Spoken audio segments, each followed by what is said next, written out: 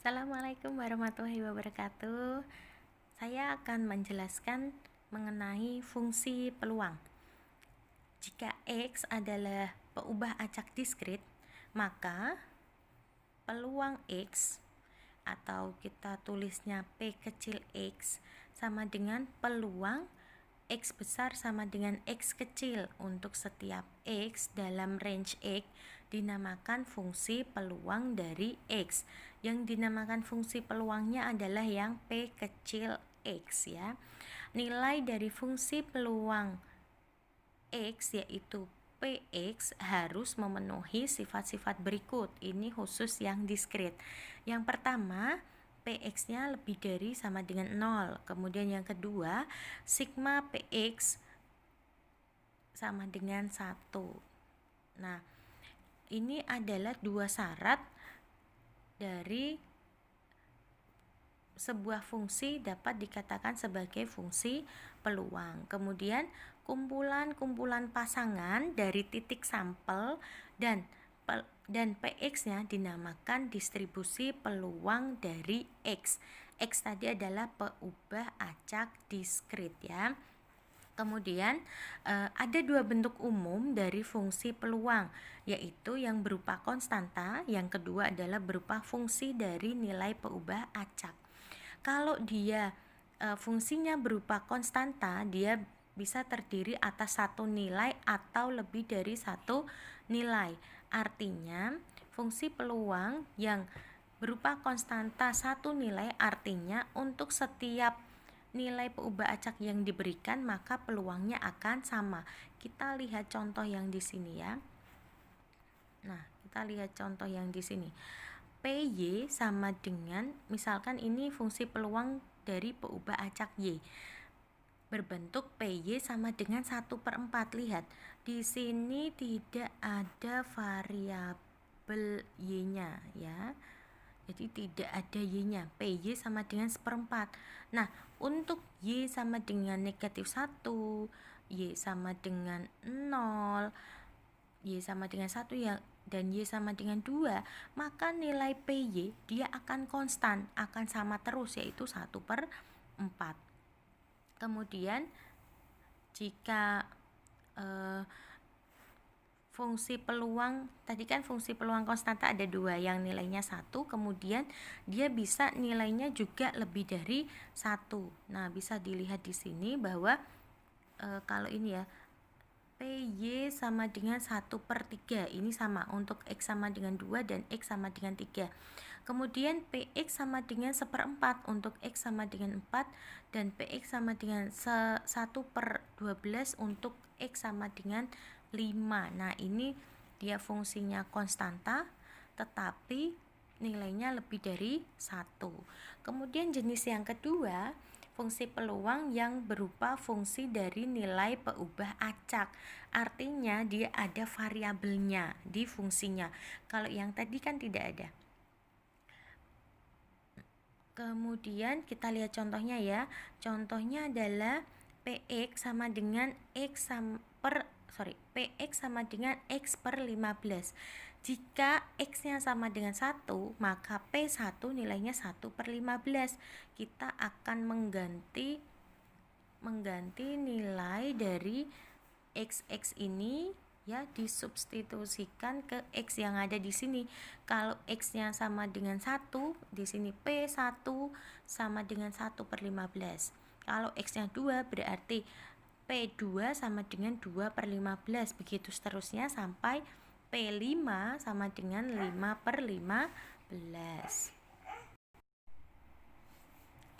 Berikutnya kita ke contoh 4.7. Misalnya Farah mengundi 2 buah uang logam Rp100 secara seimbang sekaligus. Jika peubah acak X menunjukkan banyaknya huruf yang muncul, maka tentukan distribusi peluang dari X. Langkah untuk menentukan distribusi peluang, langkah yang pertama tentunya kita harus mencari ruang sampelnya terlebih dulu. Ruang sampel dari pengundian 2 buah uang logam yaitu ada GG, ada GH, ada HG, dan ada HH. Kemudian X-nya tadi, X adalah banyaknya huruf yang muncul, maka X-nya bisa bervariasi dari 0, 1, dan 2.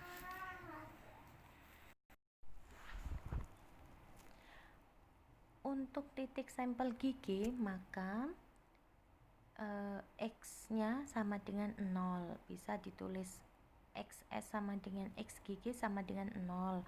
Kemudian untuk titik sampel GH bisa ditulis XGH sama dengan 1. Jadi banyaknya H yang muncul hanya ada 1. Kemudian untuk titik sampel HG bisa ditulis XHG sama dengan 1, karena H yang muncul ada sebanyak 1. Nah, yang keempat, nilai dari XHH sama dengan 2, karena banyaknya huruf yang muncul ada sebanyak 2 kali. Karena uang logamnya tadi seimbang dan ada 4 titik sampel, maka setiap titik sampel maka nilai peluangnya sama dengan 1/4. Sebelum kita cari distribusi peluangnya, kita cari dulu peluang dari masing-masing variabel acaknya. Px sama dengan 0. Nah, ini peluang dari dua kejadian yang ekuivalen. Jadi ketika X sama dengan 0, maka dia adalah ekuivalen dengan peluang kejadian GG sama dengan 1/4. Kemudian peluang X sama dengan 1. Ini ada dua kejadian di mana variabel acaknya sama dengan 1, yaitu peluang GH atau peluang dari HG. Maka 1/4 ditambah 1/4 jumlahnya adalah setengah ya. Peluang X sama dengan 1 dan peluang X sama dengan 2 sama dengan peluang kejadian HH, yaitu 1/4. Untuk distribusi peluang dari X, kita bisa menuliskannya ke dalam sebuah tabel distribusi. Yang atas adalah X ya. Di sini kita tuliskan yang pertama X-nya. Kemudian X-nya kan tadi bervariasi dari 0, 1, dan 2.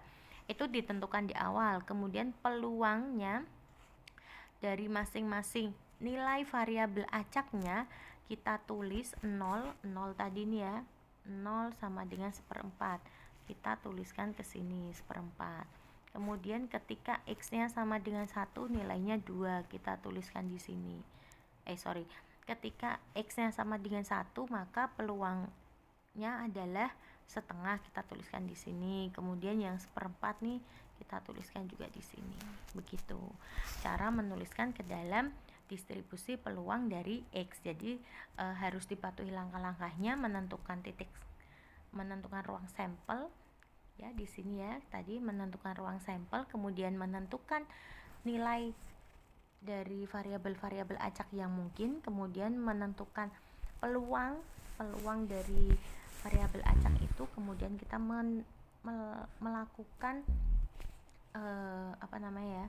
penulisan ke dalam tabel distribusi peluang. Kemudian kita akan mengecek apakah Px-nya tadi apakah merupakan fungsi peluang atau tidak. Syarat yang pertama tadi adalah Px-nya harus lebih dari sama dengan 0.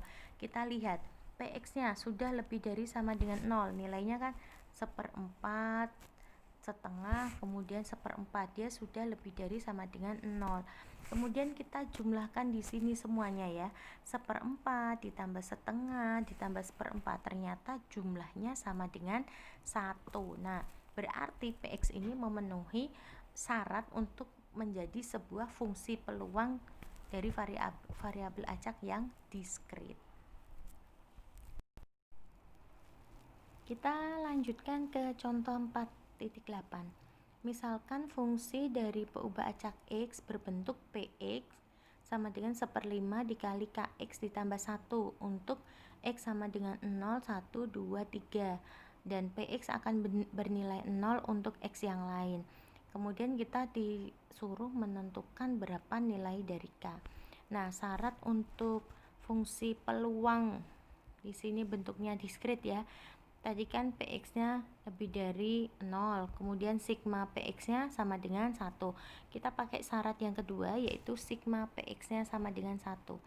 Nah, kita tuliskan yang berikutnya, yaitu PX-nya, sigma PX sama dengan 1. Kemudian kita tulis PX-nya atau kita substitusikan PX-nya untuk menuju langkah yang kedua.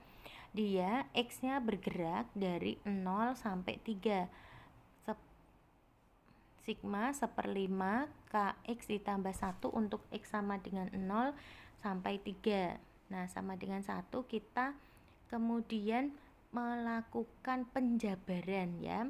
1/5-nya tetap ditulis, kemudian kita masukkan satu persatu nilai ini ke dalam sini. Nah, sini ya.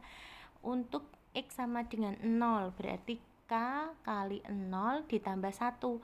K kali 0 tambah 1, munculnya 1. Kemudian ketika X-nya sama dengan 1, masukkan ke KX tambah 1, berarti K kali 1 ditambah 1, munculnya K tambah 1. Untuk X sama dengan 2, berarti K kali 2 tambah 1, berarti munculnya 2K tambah 1 sampai 3K tambah 1. Nah, dia dijumlahkan, dikalikan 1/5.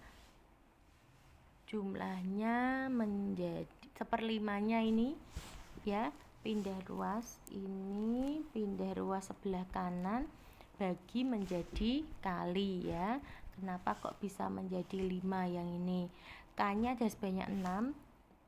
Ini K ditambah 2K ditambah 3K kan sebanyak ada 6K ditambah 4 sama dengan 5, berarti 6K sama dengan 1, K-nya sama dengan 1/6. Oke, kalau mau digambarkan ke dalam distribusi peluang dan histogram, bentuknya akan seperti gambar berikut ini. Silakan nanti teman-teman pelajari bagaimana caranya kok bisa menjadi diagram batang yang seperti itu. Kemudian kita lanjut aja ke contoh 4.9. Kita melihat kembali contoh 4.7, dia minta untuk digambarkan grafik distribusi peluang dari X. Kita langsung ambil hasilnya. Distribusi peluang dari contoh 4.7 ada di tabel berikut ini ya. X ketika 0 nilainya 1/4. Nah, dia akan muncul di sini nih. Nah, ini ya. 0 nilainya 1/4, jadi 0 dihubungkan ke 1/4. 1 nilainya setengah, 2 nilainya 1/4. Kalau dibuat diagram batang, kalau dibuat histogram juga sama. Bedanya apa sih diagram batang dengan histogram?